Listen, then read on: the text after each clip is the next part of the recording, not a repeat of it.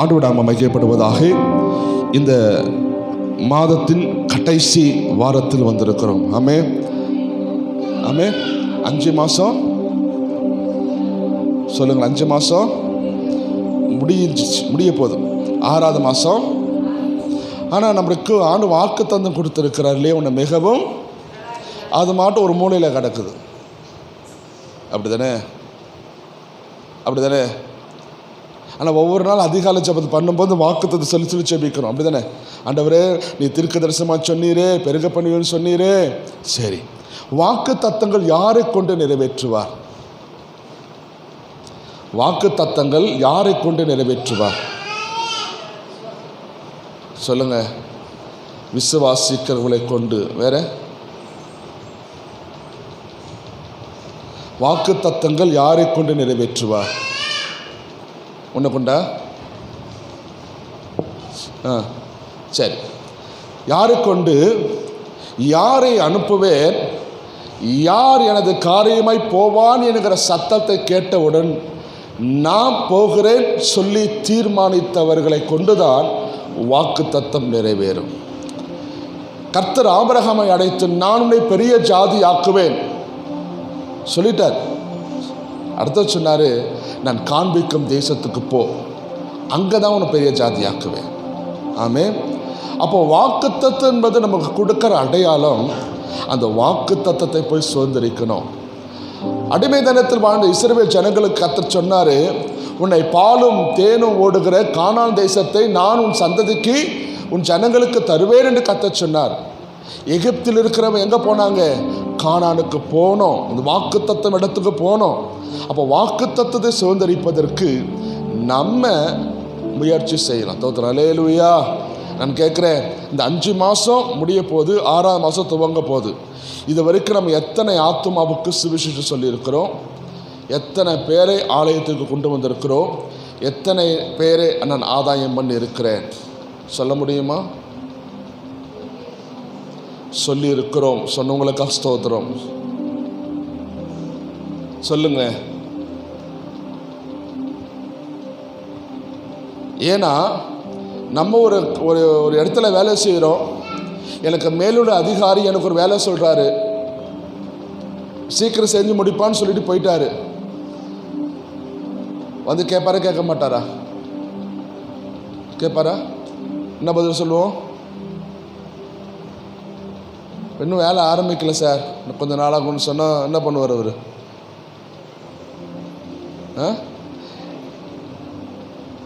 உன்னை சம்பளம் மட்டும் வேணும், ஆனால் சொல்கிறது செய்ய மாட்டேன்னு கேட்பாரு கேட்க மாட்டாரா? ஆசீர்வாதம் மட்டும் வேணும்னு கேட்போம். ஆனால் அவர் சொல்கிறத நான் திரும்ப சொல்லுகிறேன், இந்த 6 மாதத்தில், இன்னும் நமக்கு முன் இந்த 6 மாதத்தில் அந்த லக்கை நோக்கி ஓடுவோம். தோத்திரம். அல்லேலூயா. பிசாசின் தந்திரம் என்ன தெரியுமா? நான் அந்த லக்கை அடையாதபடிக்கு பிசாசு போராடுவானா. தேவன் கொடுக்கிற வாக்கு தத்துவத்தை சுதந்திரிக்க கூடாதபடிக்கு வனாந்தரத்திலே பிசாசு அவர்களை அழித்து போட்டான். தெரியுமா உங்களுக்கு? எகிப்தில் அழுதாங்க இல்லையா ஜனங்கள்? ஆண்டவரே என்னை விடுவின்னு கதறினாங்க இல்லையா? ஆண்டவர் சரி சரி பாலும் தேனும் ஒரு தேசம் கொண்டு போய் வெளியே கொண்டு வந்துட்டேன். வெளியே கொண்டு வந்த உடனே அவங்க கட்டெல்லாம் அறுத்த உடனே, அவங்க அடிமைத்தனத்தின் வாழ்க்கையை மாற்றின உடனே ஜனங்களுக்கு என்ன ஏற்பட்டு தெரியுமா? முறுமுறுக்க ஆரம்பிச்சாங்களாம். ஆண்டவரை பரிசுத்து பார்க்க ஆரம்பித்தார்களாம். ஆண்டவரை கோபப்படுத்த ஆரம்பித்தார்களாம். வேதம் சொல்லுது, இப்படி செய்ததுனால யார் முறுமுறுத்து ஆண்டவரை கோபாக்கனைக்கு உள்ளானார்களோ அவர்கள் வனாந்தரத்திலே மரித்து போனார்கள் ஆண்டவர் சொல்ற வேதம் சொல்லுது. அப்போ யார் போனா? அவர்கள் சந்ததியில் உள்ள பிள்ளைகள் தான் போய் சேர்ந்தாங்க. 40 நாள் போய் சேர வேண்டிய தேசத்தில் 40 வருஷம் சுத்த வைத்ததுக்கு காரணம் தெரியுமா? அவருடைய முறுமுறுப்பு தான். அவளுடைய முறுமுறுப்பு தான். ஆண்டவரை பார்த்து கேள்வி கேட்டேன், ஆண்டவர் பார்த்து முறுமுறுக்க ஆரம்பிச்சு ஆண்டவர் கோபப்படுத்தினால தான் 40 நாள் போக வேண்டிய இடத்துல 40 வருஷம் சுத்த வைத்தார். இன்னைக்கு வாக்கு தத்துவம் பெறாமல் ஏன் அலைந்து திருகிறோம்? நன்மையின் ஆசீர்வாதத்தை பெற முடியாமல் ஏன் அலைந்து திருகிறோம்? என்ன இதுதான் காரணம். நான் ஏதோ ஒரு விஷயத்தில் என் ஆண்டவரை நான் முறுமுறுத்து கொண்டிருக்கிறேன். ஏதோ ஒரு விஷயத்தில் என் ஆண்டவரை கோபப்படுத்தி கொண்டிருக்கிறனால தான் நான் வனாந்தரத்தில் அலைந்து திரிகிறவனை மாறிக்கொண்டிருக்கிறேன். தெரியுமா? எத்தனை பேர் குடும்பத்தில் அலைந்து திரிகிறோம். வனாந்தரமான ஒரு வாழ்க்கை, போராட்டமான வாழ்க்கை, அலைச்சல் உள்ள வாழ்க்கை எத்தனை பேர் இருக்கிறோம்? இதெல்லாம் இப்படிப்பட்ட நிலைமை இருக்கு. நல்லா தெரிஞ்சுக்கோங்க, கர்த்தர் இந்த வனாந்தரத்தில் என்னை அலைய விடுகிறார். ஏன் அலைய விடுகிறார்னா, நான் இன்னும் முறுமுறுத்து கொண்டு இருக்கிறேன். வாக்கு தத்தத்தை நோக்கி ஓடுவோம். இன்னும் எனக்கும் 6 மாதத்திற்குள்ளாக இந்த லக்கை அடைவதற்கு ஆண்டவரே என்னை பயன்படுத்தும் சொல்லி உங்கள் ஜபத்தில் அர்ப்பணிங்க, ஓடுங்க. கர்த்தர் பெரிய காரியங்களை செய்து முடிப்பாராக. அல்லேலூயா, அல்லேலூயா, அல்லேலூயா. நம்முடைய தரிசனத்தை நிறைவேற்ற தேவன் விரும்புகிறார். அல்லேலூயா. சரி, நான் செய்திக்கு நேரம் கடந்து வருகிறேன். இந்த 5வது மாதத்தில் ஆண்டவர் கொடுத்த வாக்கு தத்தம் தெரியுமா? பார்க்காம சொல்லுங்க. இந்த 5வது மாசத்தில் நீதிமான் வேர் அசையாது. வாசிங்க, நீதிமொழிகள் புத்தகம் 12ஆம் அதிகாரம் 3வது வசனம். நீதிமொழிகள் 12:3.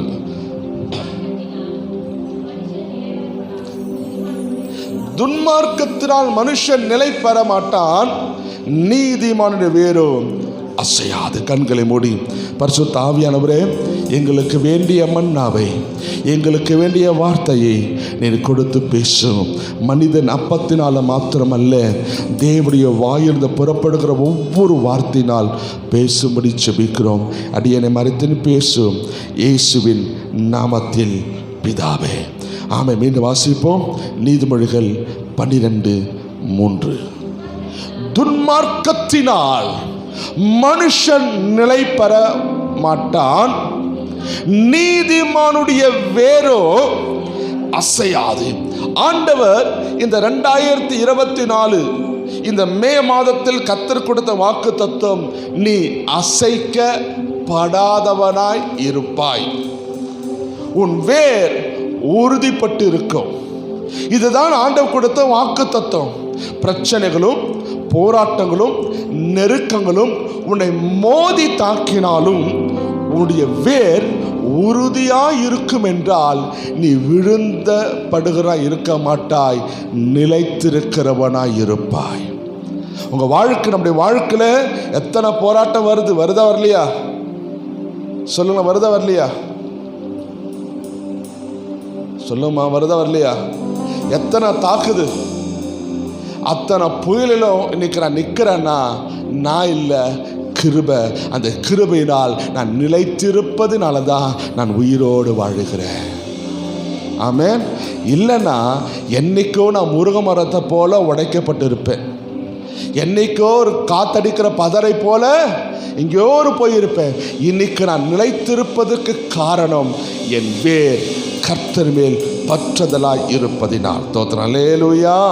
சில வேளையில் நாம் உடைக்கப்படுகிறோம், சில வேளைகளில் நாம் பிடுங்கி எரியப்படுகிறதை போல காணப்படுகிறோம். அப்படிதானே? கவனிங்க, இந்த வார்த்தையை நான் தியானித்துக் கொண்டிருக்கிற பரிசுத்த ஆவியானவர் என்ன கூட பேசின ஒரு விஷயம், உன் விசுவாசம் எந்த அளவிற்கு வளர்கிறதோ அந்த அளவிற்கு தான் உன் வேர் பிடிமானமாய் பற்றுதலாய் இருக்கும். உன் விசுவாசம் எந்த அளவுக்கு வளர்ந்து, விசுவாசம் என்னது? விசுவாசம் என்னது?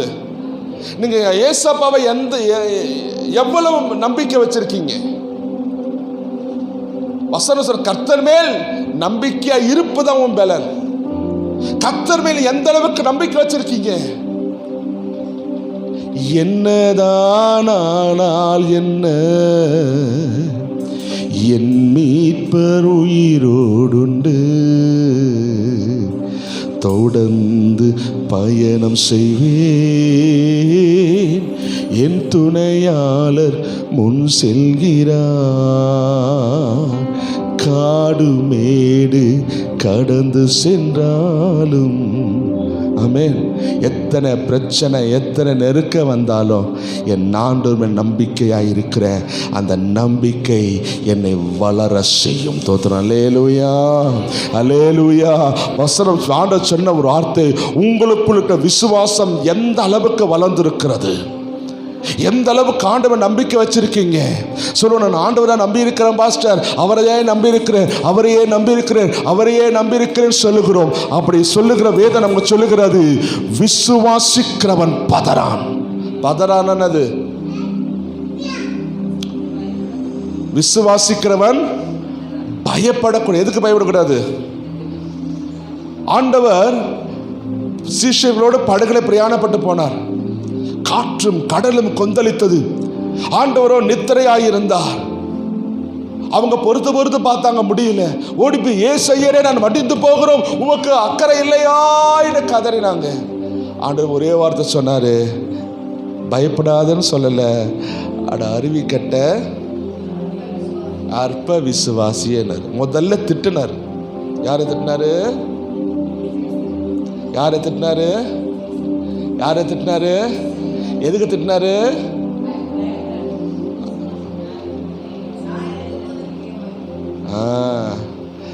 எங்கவா போச்சு விசுவாசம்? உன்னோடு நான் இருக்க உன் படகு முழுகிடுமோ, கரை சேர்ந்திடுவாய், கலங்காதே. ஆமென்.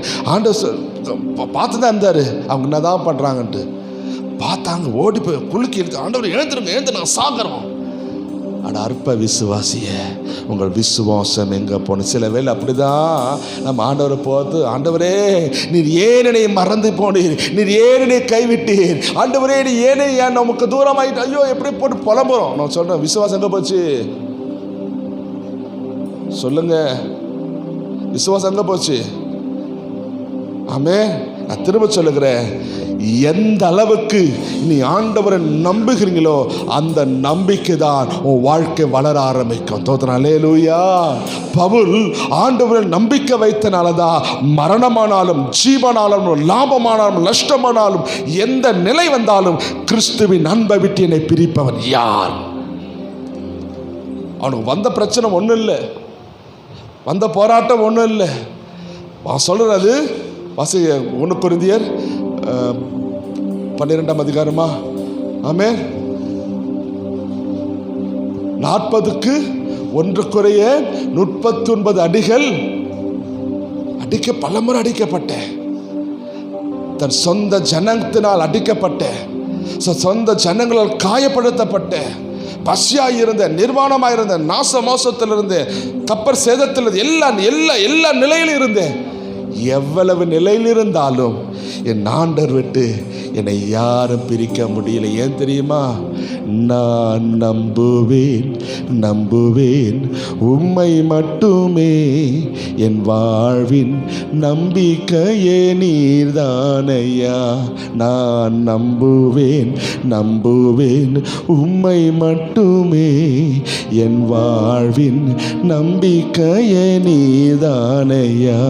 ஆமென். அந்த நம்பிக்கை தான் பவுலுக்கு இருந்தனாலதான் கிறிஸ்துவின் அன்பை விட்டு என்னை பிரிப்பவன் யார்? ஆமென். ஆமென். வாசிக்கிறீங்களா? வாசிங்க. நம்ம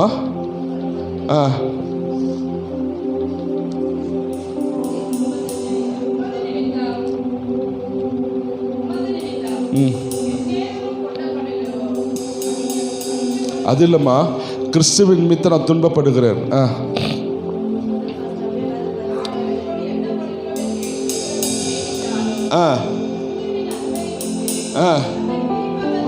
யார்?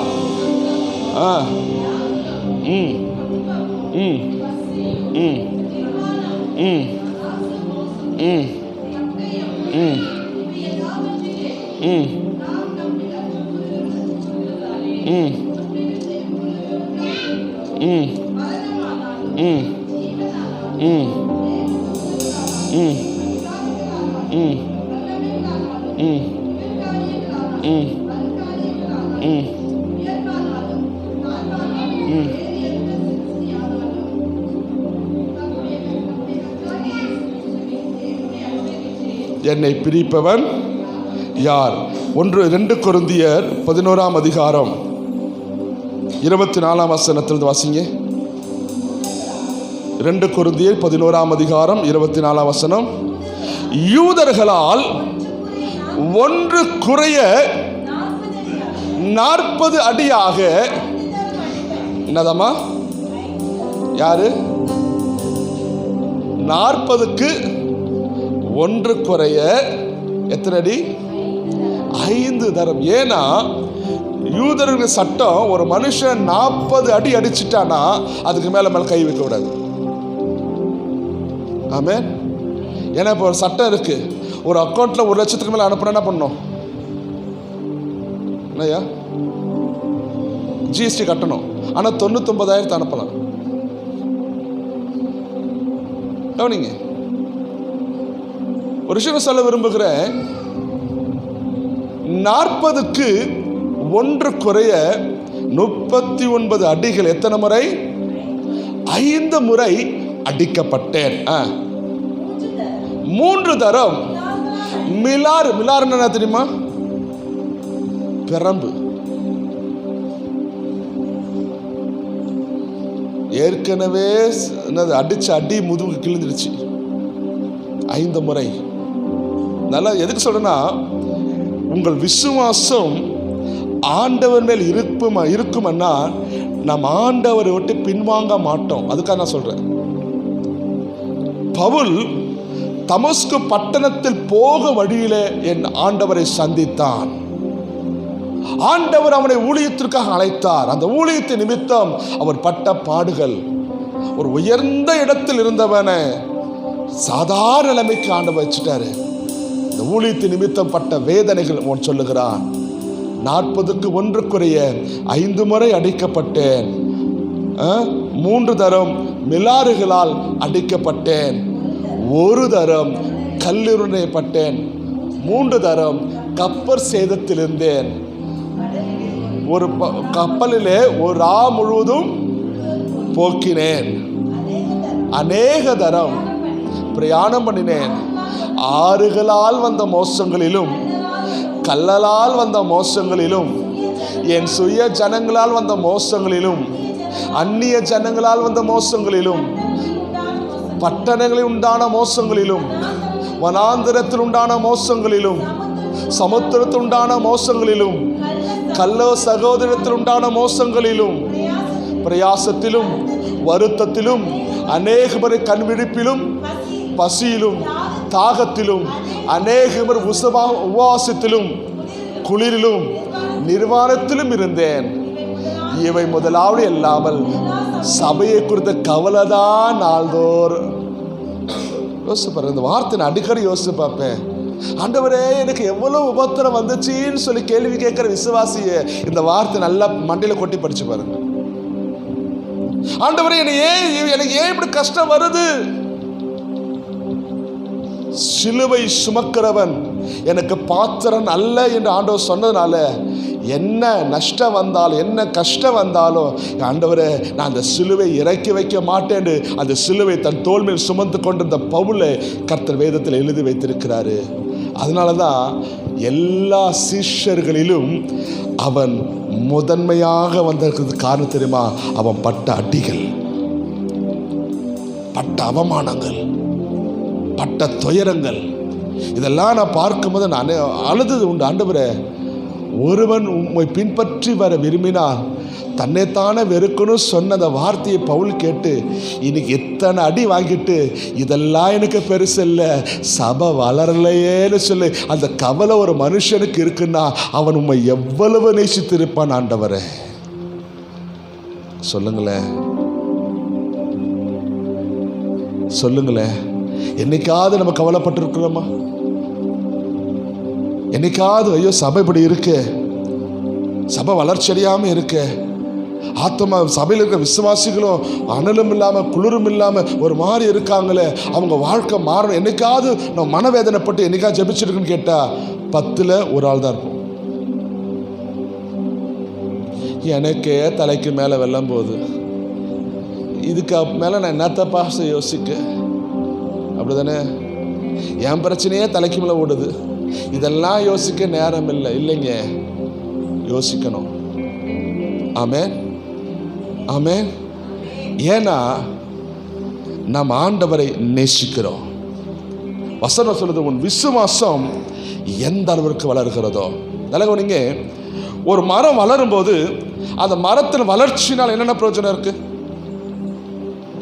ஒரு மரம் வளருதுன்னா, ஒரு வேர் வளர்ந்து மரம் வளருதுன்னா, அந்த மரத்தின் வளர்ச்சினால என்ன நடக்குது? கனி கொடுக்குது. அந்த கிளைகள் நமக்கு உபயோகமாக இருக்கு. அதுக்கு வெட்ட போயிட்டீங்களா? அதுக்குள்ள ஆமென். ஒரு மரம் வளர்ந்துன்னா அது எத்தனை பறவைகளுக்கு ஆகாரமாக இருக்கு, எத்தனை பேருக்கு நிழலாக இருக்கு. ஏன்னா சில வருஷத்துக்கு முன்னாடி பார்த்தீங்கன்னா இந்த அரியூர் மெயின் ரோட்டில் நிறைய மரம் இருந்துச்சு. மழை வந்தால் ஒதுங்கலாம், இப்போ ஒதுங்க முடியல. நலஞ்சாலும் பரவாயில்லையா, ஓட்டியா வண்டின்னு ஓடிடும். அப்படிதானுங்க. ஆரம்ப நாளுக்கு நிற்க ஒரு மரம் இருந்துச்சு. மழை வந்துருச்சுன்னா, வெயில் அடிச்சு ஏதோ மரத்துக்கு ஒரு ஜூஸ் கடை நின்னாச்சு, ஒரு 10 நிமிஷம் ஜூஸ் குடிச்சிட்டு இலைப்பாரம் போன நாட்கள் உண்டு. ஆனால் இப்போ என்ன ஆகுது? நிற்க இடம் இல்லை. ஏன்? மரம் வெட்டப்பட்டுருச்சு. திரும்ப சொல்லுகிறேன், ஒரு மரம் வளர்ந்தால் அந்த மரம் பிரயோஜனம் உள்ளதாய் மாறுகிறது. நீங்கள் விசுவாசத்தில் வளரும் போது நாம் கனி கொடுக்கிறவளாய் மட்டுமல்ல, நாம் அநேகருக்கு இலைப்பாறுகிறவளாய் மாறுகிறோம், அநேகருக்கு ஆறுதல் சொல்லுவளாய் மாறுகிறோம். நான் விசுவாசத்தில் வளரும்போது நான் தேவனிடத்தில் பெற்ற நன்மையை பிறருக்கு சொல்லுகிறேன். இயேசு உனக்கு எனக்கு நன்மை செய்தார், எனக்கு செய்த நன்மையை உனக்கும் செய்வார். ஏன் சொல்லுகிறது தெரியுமா?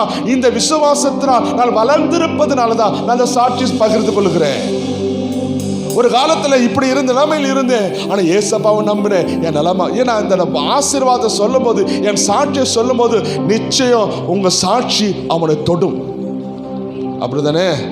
நான் கேட்குறேன், உங்கள் சாட்சியை சொல்லி உங்கள் சாட்சியினால் யாராவது தொடப்பட்டிருக்காங்களா? சொல்லுங்களேன். என்னம்மா சொல்லுங்க. அதாவது ஏன் சாட்சியின் மூலம் இவங்க ரட்சிக்கப்பட்டிருக்கிறாங்கன்னு சொல்ல முடியுமா? 1 2 மற்றதெல்லாம் ஏன்னா இந்த சாட்சியில சொன்னா நிச்சயம். ஏன்னா இந்த அனுபவத்தை நான் அடைந்திருப்பேனால், ஆண்டவரே நான் எந்த நிலைமையில் இருந்தேன், இன்னைக்கு என்ன இந்த நிலைமையை வச்சிருக்கீங்கன்னா அதுவே பெரிய சாட்சி. அந்த சாட்சியை சொல்ல வேண்டிய விதத்தில் சொன்னால் நிச்சயம் ஜனங்கள் தொடப்படுவார்கள். ஆனால் நாமே இந்த அனுபவத்தை அடையலை.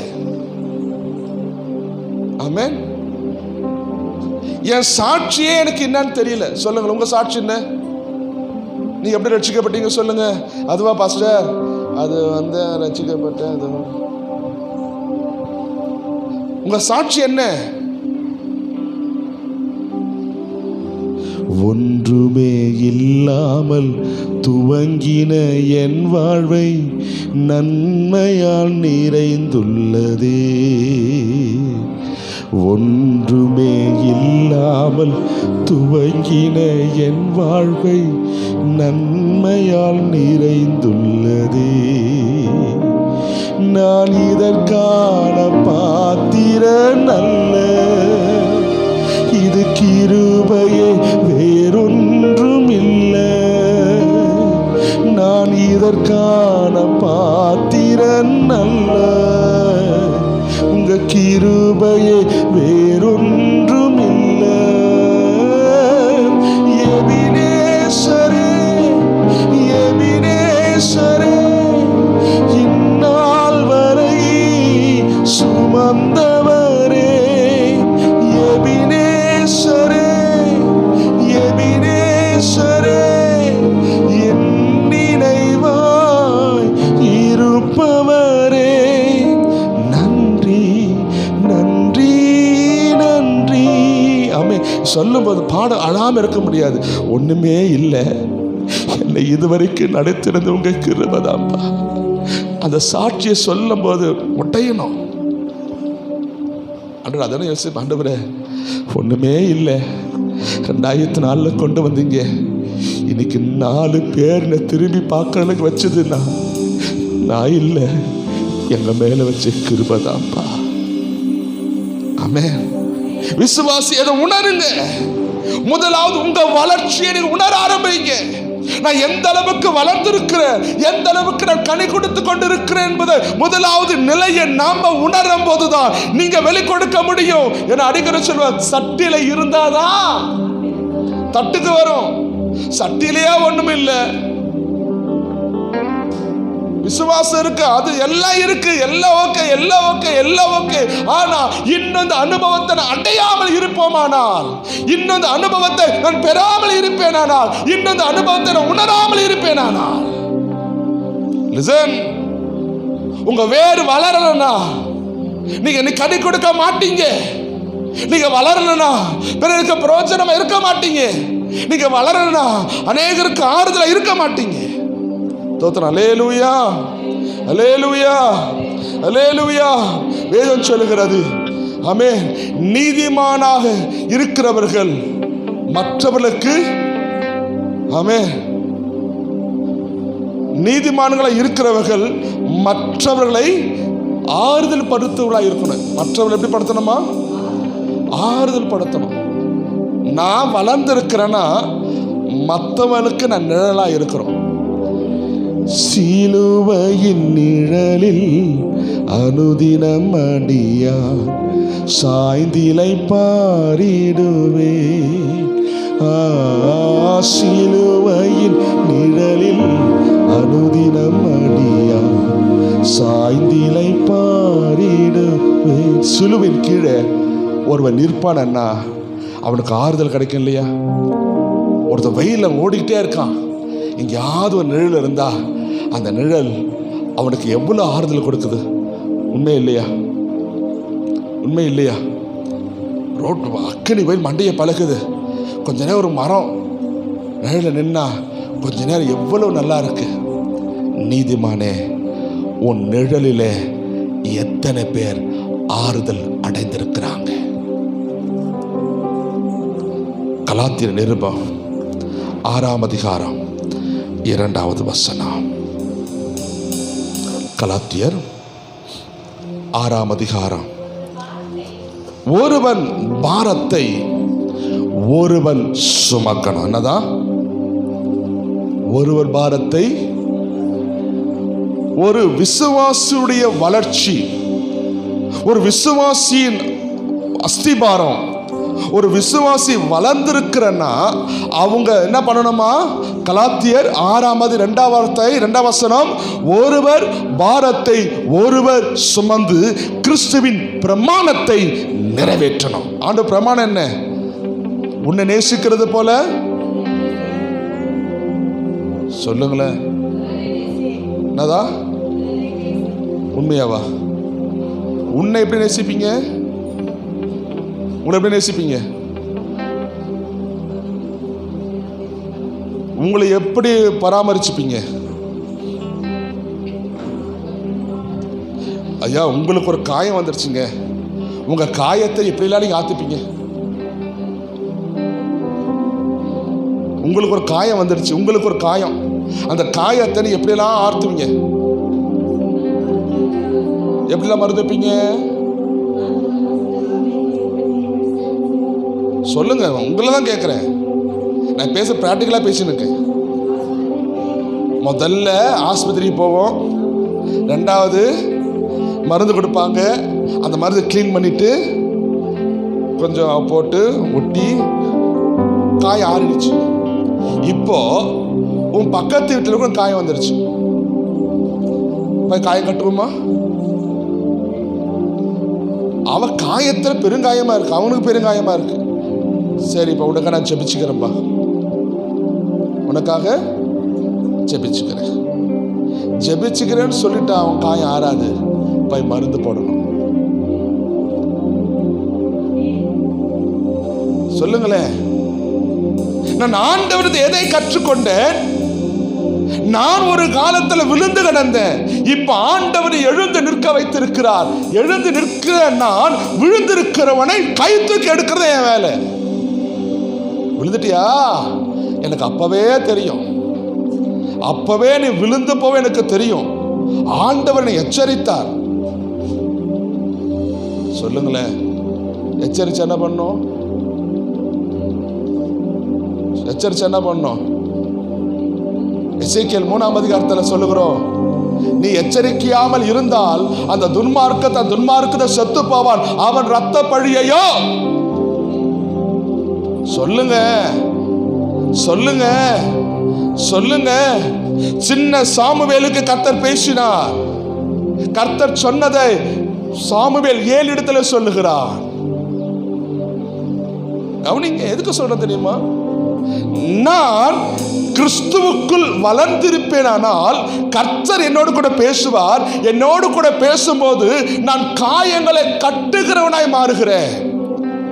ஆண்டவர் ஓமையை சொல்லும் போது, எரிகோ பட்டணத்து போக வழியில கல்லறுகளால் ஒருவன் அடிக்கப்பட்டு காயத்தில் கிடக்கிறான். அதன் வழி அநேகர் பிரயாணப்பட்டு போறாங்க, அநேகர் பார்க்கிறாங்க, ஆனா யாரும் உதவி செய்யல.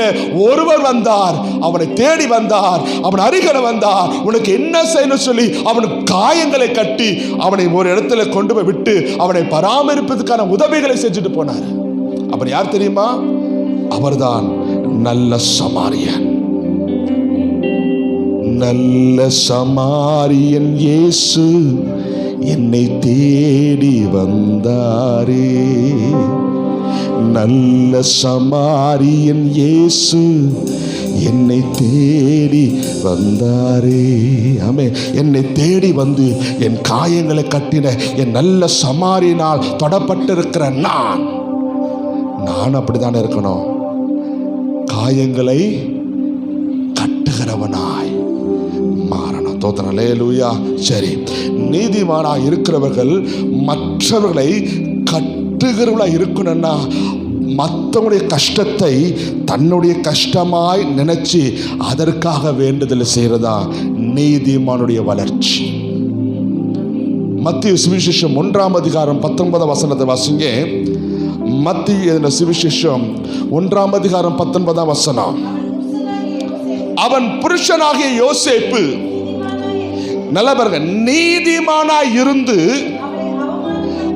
அவளை அவமானப்படுத்த மனதில்லாமல், நல்லா பாருங்க, நீதிமானுடைய மெச்சூர் என்ன தெரியுமா? ஒரு நீதிமானுடைய மதிப்பு என்ன தெரியுமா? அவளை அவமானப்படுத்தாமல். கவனிக்கிறீங்களா?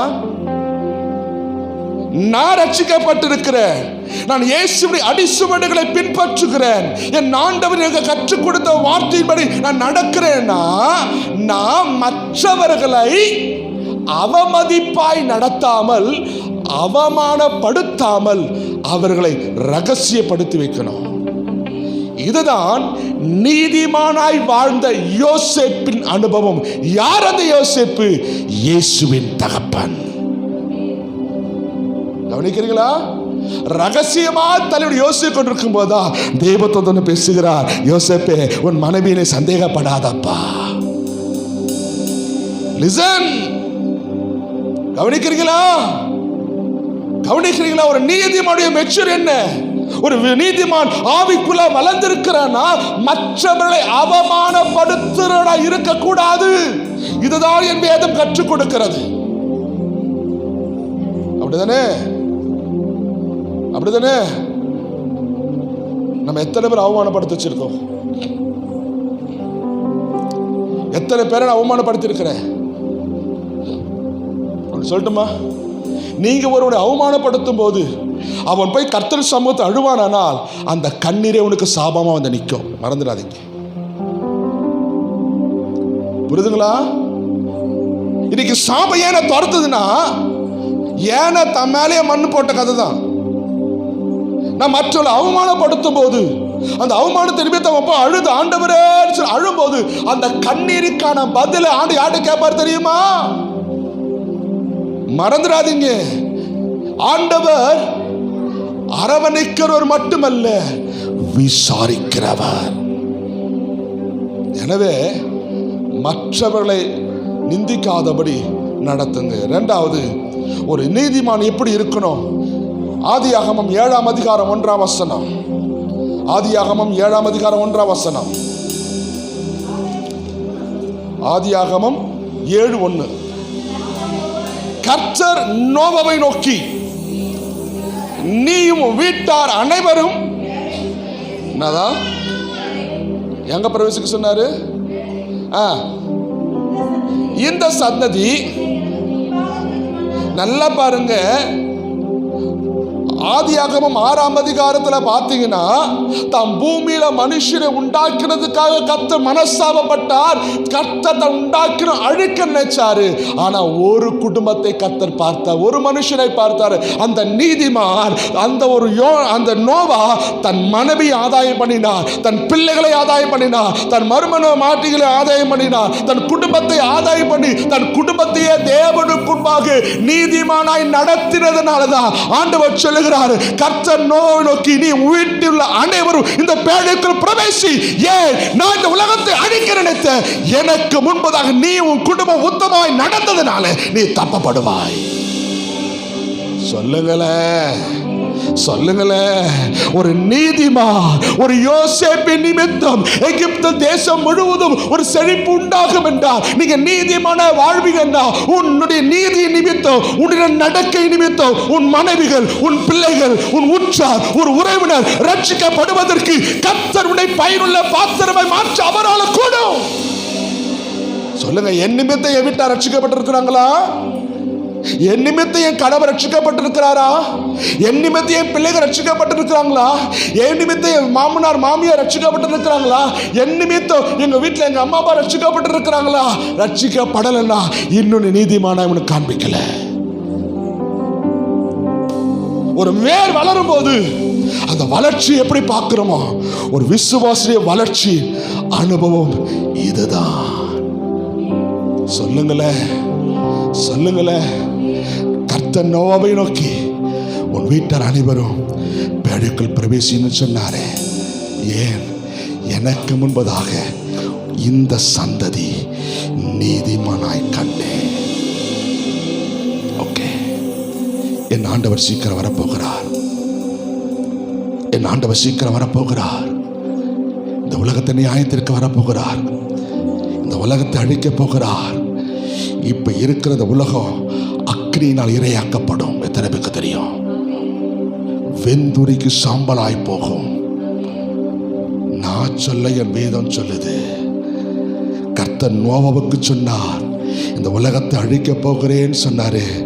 அந்த அழிவுக்கு தன் குடும்பத்தை காப்பாத்தினா. இந்த உலகம் அழிந்துருக்கு, சாம்பலா போக போது. உன் குடும்பத்தையாவது காப்பாத்துவியா? உன் வீட்டுள்ள காப்பாத்துவையா? காப்பாத்தனா கர்த்தருக்கு முன்பாக நடந்து உத்தமனாயிரு. ஆமென். சங்கீதங்களின் புத்தகம் 16ஆம் சங்கீதம் 8ஆம் வசனம். சங்கீதம் 16:8. கர்த்தரை எப்போதும் எனக்கு முன்பாய் வைத்திருக்கிறேன், என் வலது பார்சத்தில் இருப்பதினால். நல்லா பாருங்க, நீதிமானுடைய காரியம் கவனிங்க. நான் கர்த்தர் எனக்கு முன்பாக வைத்திருக்கிறேன். உனக்கு முன்னாடி யார் இருக்கா? ஹலோ, உங்களுக்கு முன்னாடி யார் இருக்காரா? அவர் இருந்தார் பாஸ்டர், அது ஒரு காலத்தில். அப்படியே ஒரு காலத்தில் இருந்தார் பாஸ்டர். இப்ப எங்க போயிட்டாரு? அவர் இப்போது இலைப்பாரி கொண்டு இருக்கிறார் பாஸ்டர். உனக்கு முன்ன ஆண்டவர் இருக்காரா? இருந்தார். பாஸ்ட், பிரசன்ட், ஃபியூச்சர் இருப்பாரு நினைக்கிறோம் பாஸ்டர். கவனிங்க, ஒரு காலத்துல ஆதியிலே, ஆதி கதையை கேட்கல, இப்ப என்ன கதை? ஆரம்பத்தில் நடப்பெண் இயேசுவுடன் நடப்பெண் காலமெல்லாம். இந்த பூமி என் சொந்தமல்ல, பரதேசியாய் நான் நடப்பேன். எப்போ? ஆதியில. ஆரம்பத்தில் இருந்த உற்சாகம், ஆரம்பத்தில் வைராக்கியம், ஆரம்பத்தில் இருக்கிற வாஞ்சை இப்ப நம்ம கிட்ட இருக்கா? அது கொஞ்சம் குறைஞ்சுதான் இருக்கு. அப்படிதானே? திரும்ப சொல்லுகிறேன், உங்களை தட்டி எழுப்புங்க. ஆண்டவர் இந்த 5வது மாசத்து கடைசியில் சொல்லுகிறாரு, நீ கட்டப்படணும், நீ பனைமரத்தை போல செழிக்கணும். ஒரு பனைமரம் 150 வருஷம் இருக்குமா? ஒரு பனைமரம் வயசு எத்தனை? 150 வருஷம். அந்த பனைமரம் வளர வளர வளர வளர வளர அது இலை உபயோகமாகுது. அது என்னது? கனி உபயோகமா இருக்கு. அதில் இருக்க தண்ணீர் உபயோகமா இருக்கு. அதில் இருக்க மரம் உபயோகமா இருக்கு. நம்ம யாருக்கு உபயோகமா இருந்தோம்? கவனிக்கிறீங்களா? நீதிமானே, உன் வளர்ச்சியை காண்பீங்க. நான் இவளை யோசிச்சு கொடுக்க ஆவியானவருக்கு ஒரு காரியத்தை சொன்னாரு. லூக்கா சுவிசேஷம் 18ஆம் அதிகாரம் 9ஆம் வசனத்திலிருந்து 14ஆம் வசனத்திலிருந்து 2 பேரை ஆண்டவர் காண்பிக்கிறார். கவனிங்க, நான் முடிக்கிறேன். லூக்கா 18ஆம் அதிகாரம் 9 முதல் 14 வசனத்தை ஆண்டவர் காண்பிச்சாரு. இதுல 2 மனுஷங்க இருக்காங்க. வாசிங்க. அன்றியும்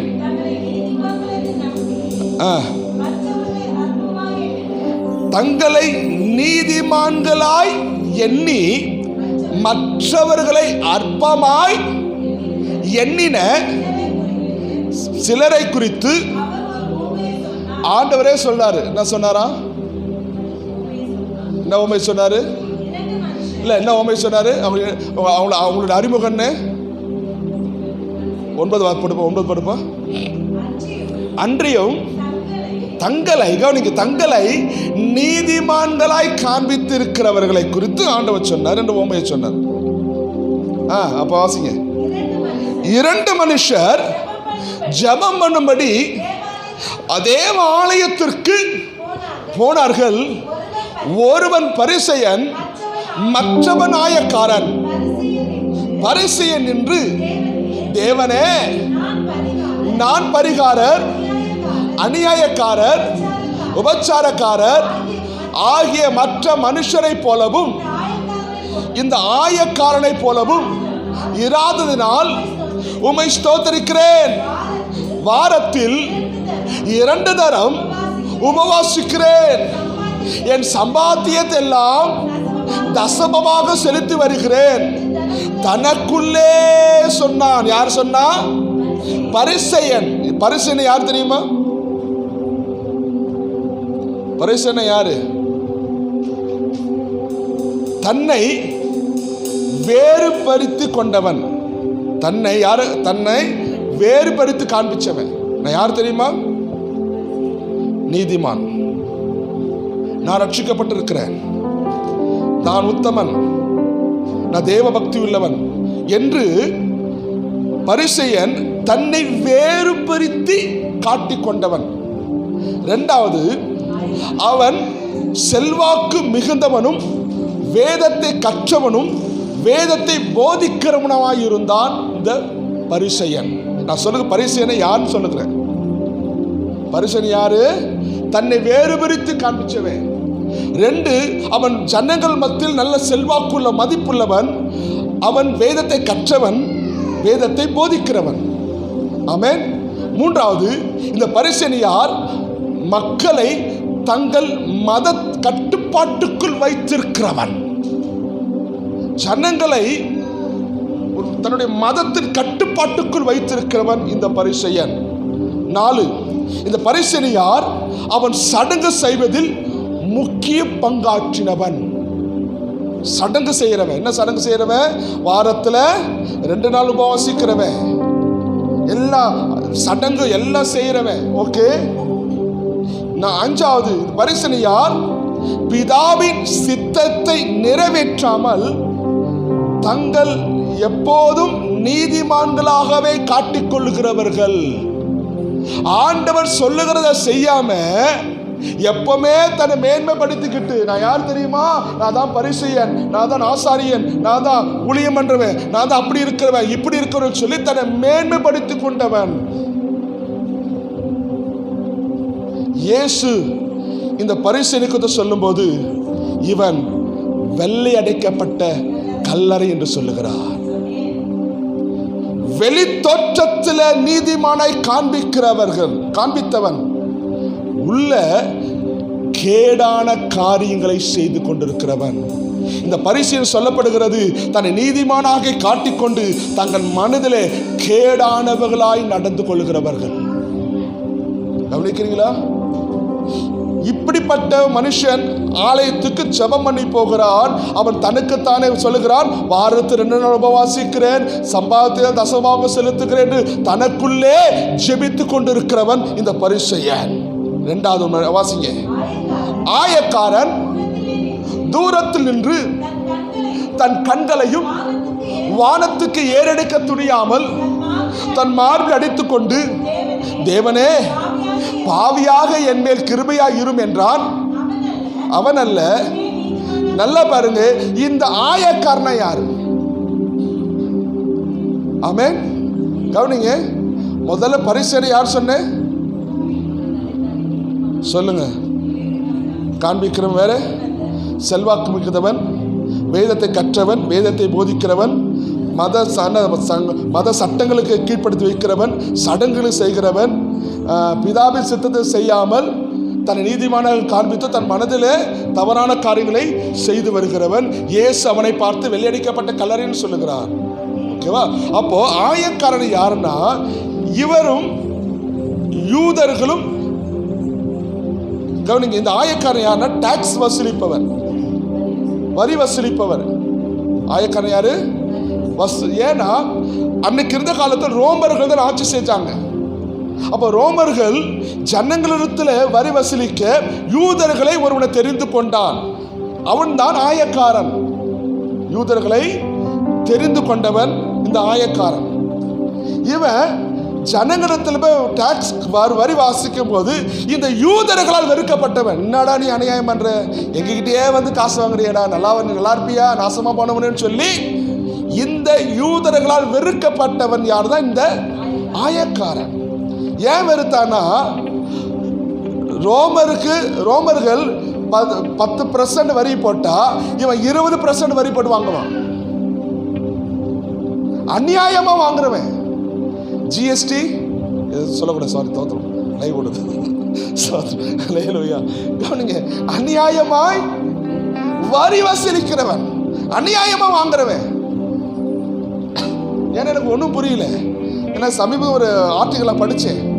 ஒரு பொருள் வாங்கும் போது ஜிஎஸ்டி வாங்குறோம், அப்படிதானே? அப்போ ஜிஎஸ்டி போட்டு தான் பொருளை வாங்குறான். அவன் திரும்பவும் அந்த பொருள் விற்கும் போது வாங்குறவும் விற்கிறான், கொடுக்கணும் விற்கிறான். அப்போ எதுக்கு ஜிஎஸ்டி எங்கெல்லாம் போகுது? நான் சொல்றது புரியுதா? இப்போ நான் ஃபோனை வாங்குறேன்னா அந்த ஃபோனுக்கான ஒவ்வொரு உதிரி பாகத்துக்கும் நான் ஜிஎஸ்டிக்கு வரி செலுத்தணும். இந்த ஃபோனில் என்ன இருக்குது? செல் கவர் இருக்குது, லைட் இருக்குது, பேட்டரி இருக்குது, ஒவ்வொரு ஸ்பேர்ஸ் இருக்குது. அப்போ ஒவ்வொரு ஸ்பேர்ஸுக்கு நான் கொடுக்குறேன், வரி கொடுக்குறேன். ஜிஎஸ்டினா வரி கொடுக்குறேன் இல்லையா? அப்போ எல்லா வரியும் சேர்ந்து தான் இந்த ஃபோன் உற்பத்தி ஆகுது. இப்போ நான் கடையில் போய் நான் ஃபோன் வாங்கும்போது இந்த மொத்த ஃபோனுக்கு வரியை செலுத்துறேன்.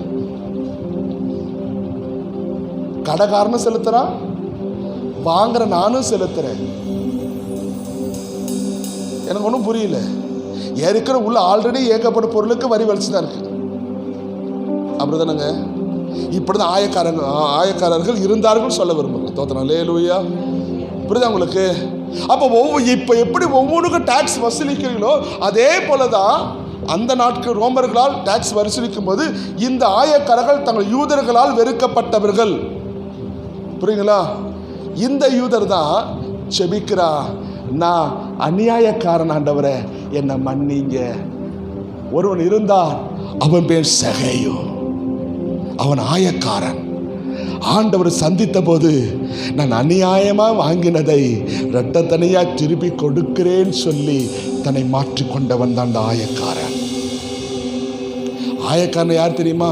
பாவிதான், ஜனங்களால் வெறுக்கப்படுகிறவன் தான், அதிகமாக கொள்ளடிக்கிறவன் தான். ஆனால் அவன் எப்படி ஜெபிச்சானா? தூரத்தில் நின்று தன் கண்களை வானத்துக்கு ஏறெடுத்து தான் மார்பில் அடித்துக்கொண்டு, தேவனே பாவியாயிருக்க என் மேல் கிருபையாயிரும் என்று. அவன் அல்ல. யார் நீதிமான்? யார் நீதிமான்? தன்னை நீதிமானாய் காண்பித்தவன் நீதிமானோ இல்ல தூரத்திலிருந்து நான் பாவியான மனுஷன் கதறினானே அவன் நீதிமானா? ஆண்டவர் சொல்றாரு, தன்னை வாசிங்க, ஏனில் தன்னை உயர்த்துகிறவன் எவனோ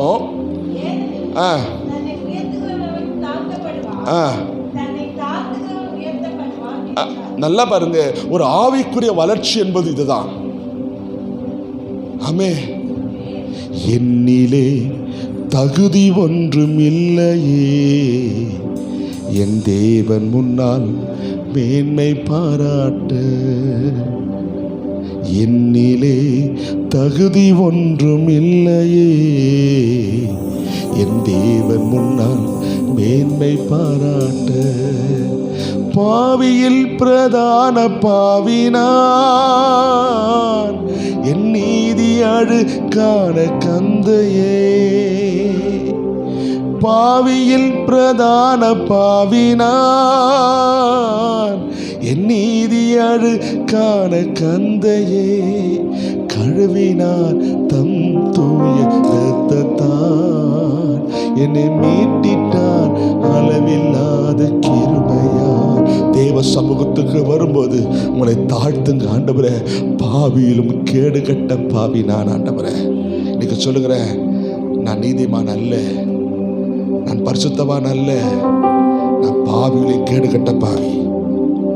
இந்த பாவியை தான் அவர் சமூகத்துக்கு வரும்போது நீதிமானாய் மாற்றுகிறார். ஆண்டவரே, நான் நீதிமான் சொல்ல பாத்திரம் அல்ல, நான் பாவியான மனுஷன்தான். உங்கள் சமூகத்துக்கு வரும்போது என்னை மாற்றுகிறேன். சொல்லுங்களேன், சொல்லுங்களேன், சொல்லுங்களேன். தன்னை நீதிமானாய் காண்பிக்கிறவர்களை கர்த்தர் வெறுக்கிறார். பாவியாய் இருந்து தன் தவறுகளை உணர்ந்து செபிக்கிறவனை தான் கர்த்தர் உயர்த்துகிறார். இந்த காலவேளையில உன்னை கண்ணை கொடுக்கிறவனாய் மாறும்படி செபிக்க விரும்புகிறேன். உங்களுக்கும் அந்த வளர்ச்சி இருக்குன்னா நம்ம கண்ணை கொடுக்கிற கலாத்தின் 5ஆம் அதிகாரம் 22, 23 வாசி பார்த்தீங்கன்னா நீங்க கண்ணை கொடுக்கிறவனா இருப்பீங்க.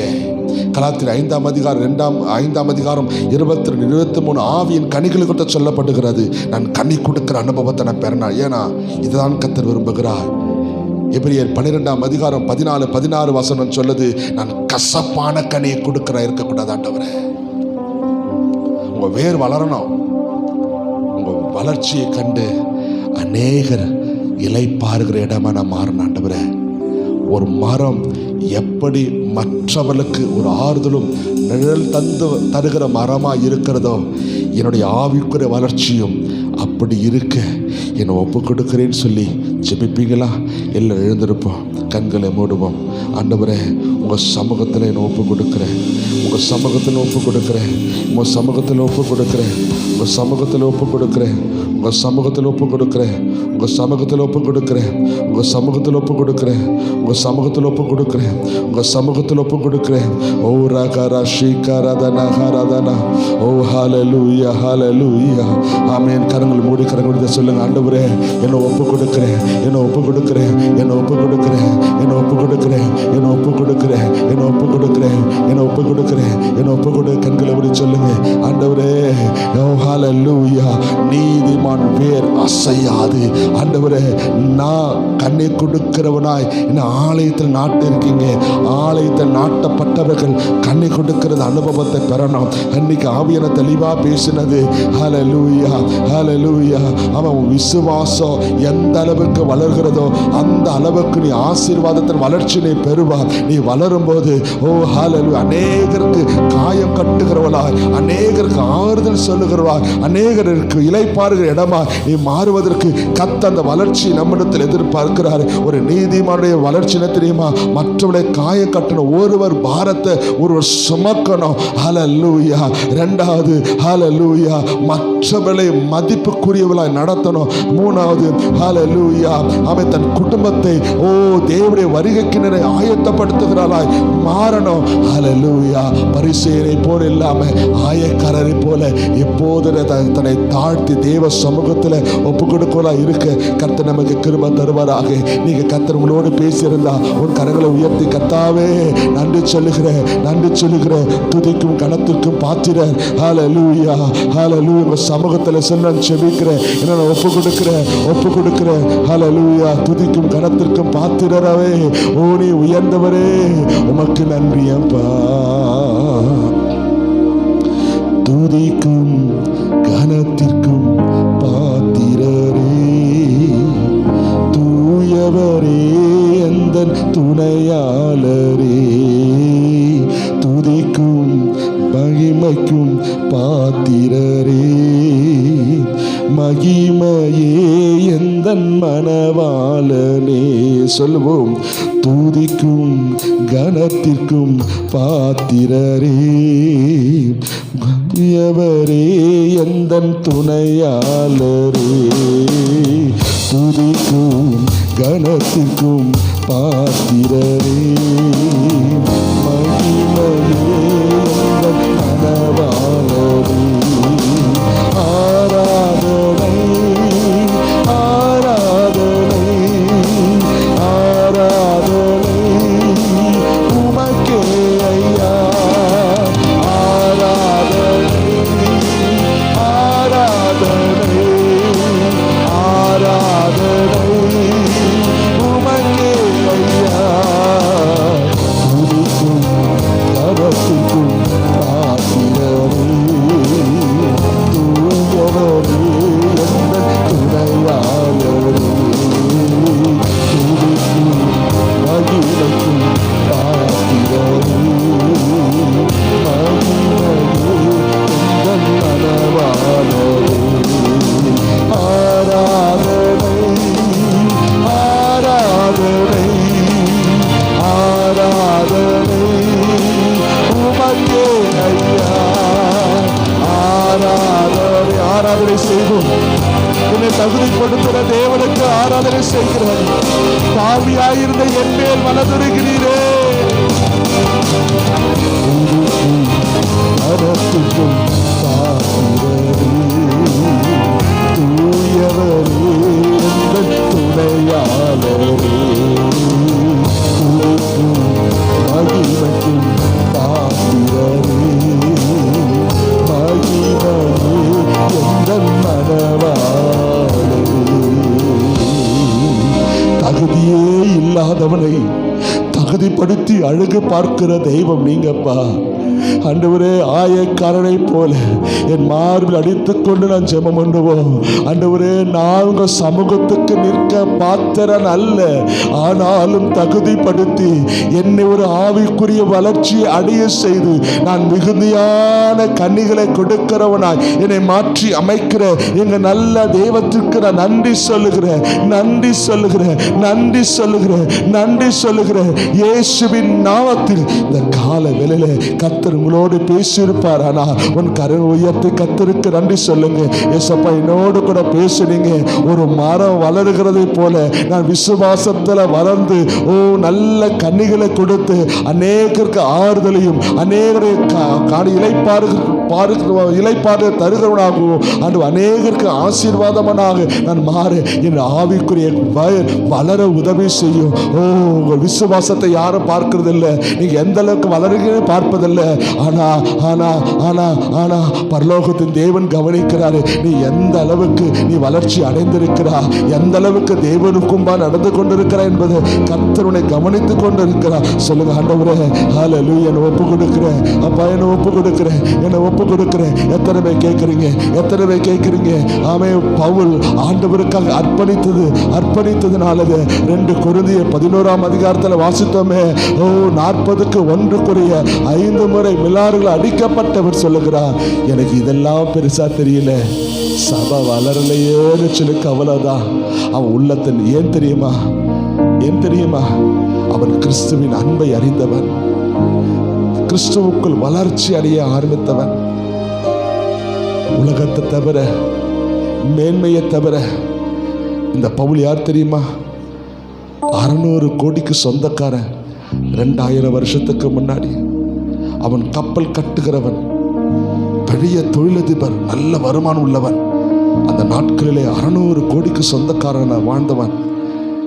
அவன் எல்லாம் தூக்கி எறிந்து லாபமாய் தோன்றுகிற அனைத்தையும் நஷ்டம் என்றும் குப்பை என்றும் எண்ணி தூக்கி எறிந்து, என் ஆண்டவரை தவிர எனக்கு வேறு ஒன்று முக்கியமல்லன்னு ஓடினானே, அதுதான் அவருடைய வளர்ச்சி. இன்னைக்கு நம்ம வளர்ச்சி என்ன இருக்கு? ஆலயத்தை தவிர மற்றதுக்கெல்லாம் முக்கியத்துவம் கொடுத்துக்கிறோம். இது வளர்ச்சி அல்ல. வளர்ச்சி என்பது என் ஆண்டவருக்கு முன்பாக வேறு எது முக்கியம் அல்ல என்று என்னைக்கு தீர்மானிச்சு முதலாவது தேவனை தேட ஆரம்பிக்கிறோமோ, அன்னைக்கு தான் நீங்கள் விசுவாசத்தில் வளர்ந்து வரீங்கன்னு அர்த்தம். தேவனுக்கு முக்கியப்படுத்தாம உலகத்துக்கு முக்கியப்படுத்தாதீங்க. அந்த உலகம் உயர்த்தாது. இந்த உலகம் உயர்த்தாது. ஒரு நாள் அந்த உலகம் கீழே தள்ளி மிதிக்கும். இதுதான் உலகம். இந்த உலகத்தை நம்பி உலகத்துக்கு முக்கியத்துவம் கொடுக்காதீங்க. நான் உலகத்திலிருந்து வேறு பிரிக்கப்பட்டவன். முதலாவது தேவனை தேடுகிற அனுபவத்தை பெற்றுக்கொண்டு ஆசீர்வாதமாயிருக்க ஒப்பு கொடுக்கிறேன்னு சொல்லி செபிங்க. ஏசப்பா, அவனுடைய கையில் ஒப்பு கொடுக்கிறேன், தாழ்த்துகிறேன். எங்களோடு பேசுகிற வார்த்தைகளுக்காக நன்றி. இயேசுவின் நாமத்தில் பிதாவே, ஆமென், ஆமென், ஆமென்.